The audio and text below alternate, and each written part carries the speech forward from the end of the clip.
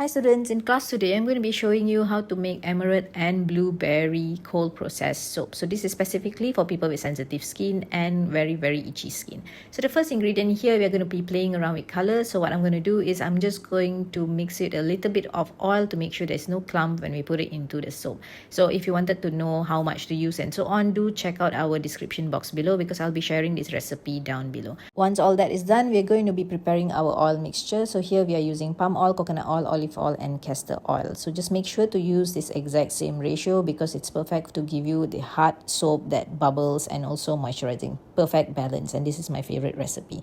So anyway, once all that is done, put in your lye solution and you're going to be mixing it with a hand blender. We've also added in amaranth flower infusion oil, so we have infused the oil like for about 2 months before this, and then we have added it in also.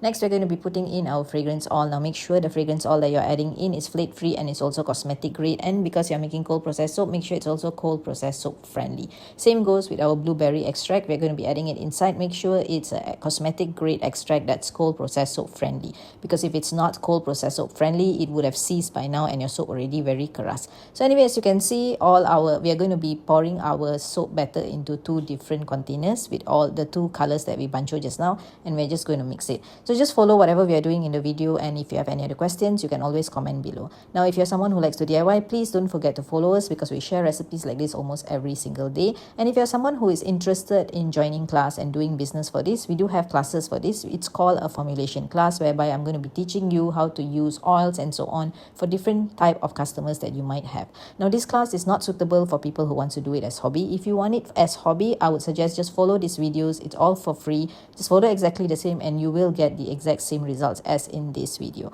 So as you can see here, we have already poured our soap batter into the mold. So now what we are going to do is we are just going to decorate it a little bit more, and then after that we're going to keep it for about 24 to 48 hours before we can cut it. We need it to be really hard before we cut it, because if not it'll be all mushy and plaster stain like. So unmold it when it's really hard and it's not sticking to the molds anymore, and then you can cut it, but you still can't use it. You have to keep it for about 4 to 6 weeks before you can use it, so that the soap is really hard.